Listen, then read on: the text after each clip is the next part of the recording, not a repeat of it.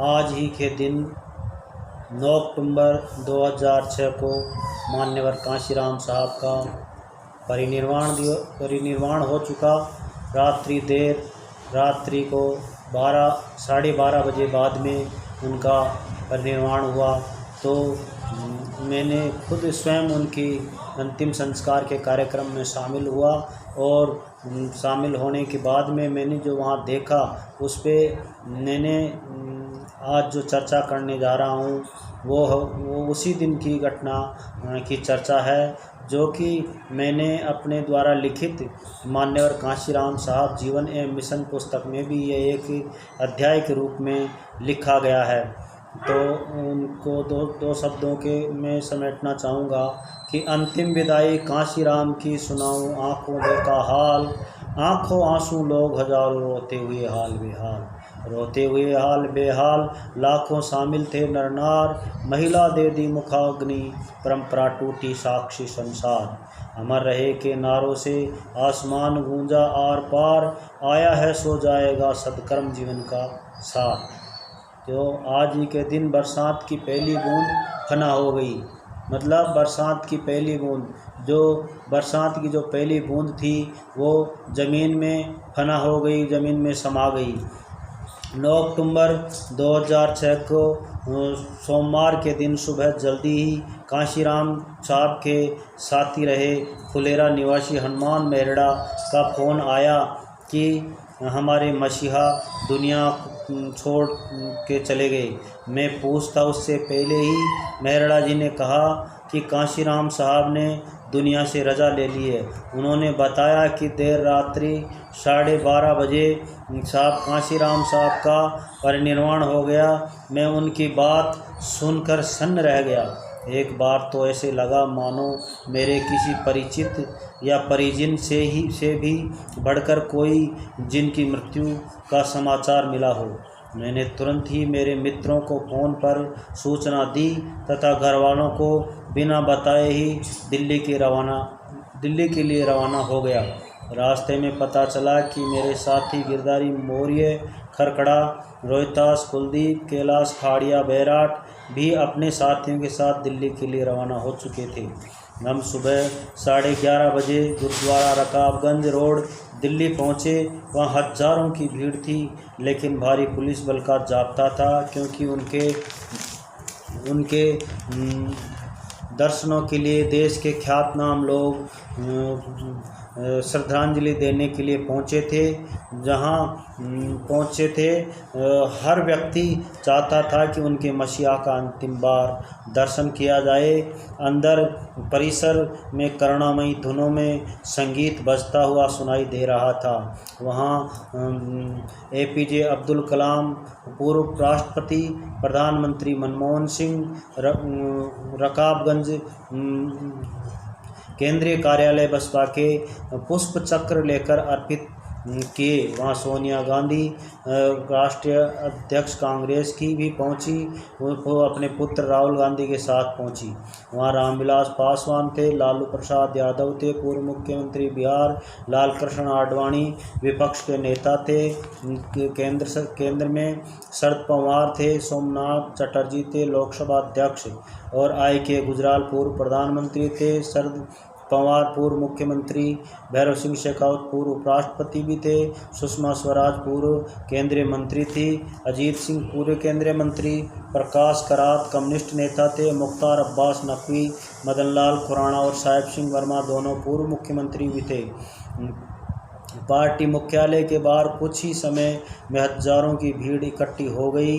लोगों द्वारा कांशीराम अमर रहे के नारे लगाए जा रहे थे। कांशीराम तेरी सोच पर पहरा देंगे ठोक कर, कांशीराम तेरी सोच पर पहरा देंगे ठोक कर इत्यादि नारों से आसमान गुंजायमान कर रहा था। बहुत से लोग आंखों में आंसू लिए गमगीन माहौल में खड़े मगर दहाड़े मार मार कर रो रहे थे। हर व्यक्ति चाहता था कि उनके मसीहा का अंतिम बार दर्शन किया जाए। उस समय संसद का शीतकालीन सत्र चल रहा था। बुधवार का दिन था। परंपरा को तोड़कर लोकसभा में सम्मान से संसद को स्थगित कर दिया गया और कांशीराम साहब के परिवार और मायावती के बीच न्यायालय में विवाद होने के कारण पार्थिव शरीर को जनता के दर्शनों के लिए भी नहीं रखा गया तथा जल्दबाजी में अंतिम संस्कार का प्रबंध किया गया। उनको फलों से सजे हुए ट्रक में रखकर महात्मी भीड़ के साथ यमुना किनारे निगमबोध शमशान घाट दिल्ली ले जाया गया। लेखक भी साथियों के साथ निगमबोध घाट पहुंच गया। वे वहां भी सोनिया गांधी, राहुल गांधी, भैरव सिंह शेखावत पहुंचे। अलबत्ता अब लगभग 4 बज चुके थे।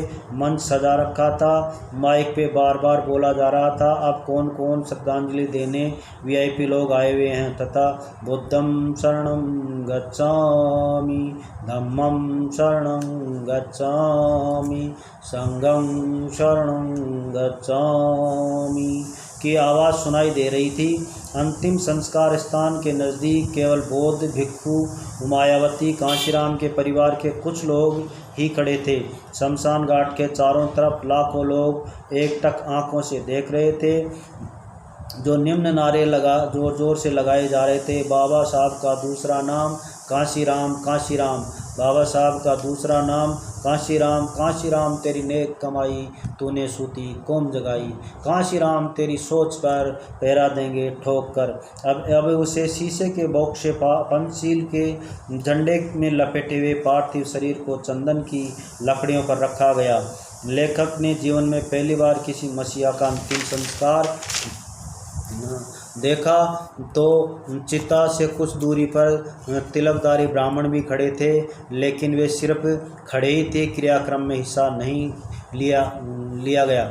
एक भिक्षु ने माइक पर बोला कि सभी उपासक उपासिकाएं हाथ जोड़कर खड़े हो जाएं, मेरे साथ त्रिशरण व पंचशील का उच्चारण करें। इसके बाद उपस्थित सभी भिक्षुओं ने त्रिशरण पंचशील बोलना शुरू किया। साथ में उपस्थित लोगों ने भी वैसा ही किया। अब भिक्षुओं ने पार्थिव शरीर को चंदन की लकड़ियों से ढका तथा हाथों में जली मोमबत्ती से एक दूसरे की मोमबत्ती जलाई गई। उसी वक्त मायावती के हाथ में एक सफ़ेद कपड़ा लगी लकड़ी जो कि घी में भिगोई हुई थी, जिसे हमारी भाषा में बूंदा मसाल भी कहते हैं, उसे जलाया गया। मायावती के हाथों से मुखाग्नि दी गई। जब अग्नि ने जोर पकड़ा तो लोग दहाड़े मार मार कर रोने लगे। लेखक ने भी अपने साथियों के साथ आंखों में आंसू आ गए। थाली, लोटा, कुछ बची सामग्री को भिक्षु लोग ले गए। साहब कांशीराम की पार्थिव गर्दन के नीचे एक सफ़ेद तकिया था, उसको दूर रख दिया गया था। जब पब्लिक जाने लगी तब उसे मौका पाकर लेखक अर्जुन मोहनपुरिया भी उसे ले आया, लेकिन कुछ दूरी पर ही लाने के बाद भीड़ में के लोगों ने लेखक से उसे छीन लिया और जिसका आज भी उसे दुख है। वो उनका बौद्ध रीति से अंतिम संस्कार किया गया। अब भीड़ के लोग अपने अपने घरों के लिए निकल पड़े। घटना आज भी वैसे ही इस मेरे दिल दिमाग में बैठी हुई है। इस तरह हम सब अपने मसीहा के अंतिम दर्शन कर और उनको अंतिम विदाई दी, जो कि दिल और दिमाग में आज भी मौजूद है। वो निस्वार्थ थे, दूर थे प्रेरणा दे गए जीवन से। वो निस्वार्थ से दूर थे, वो स्वार्थ से दूर थे, प्रेरणा दे गए जीवन से। साथी दुश्मन श्रद्धा से कायल, साथी दुश्मन श्रद्धा से कायल, श्रद्धांजलि दे दी सबने अपने मन से। जय भीम, जय कांशीराम, नमो बुद्धाय, जय संविधान।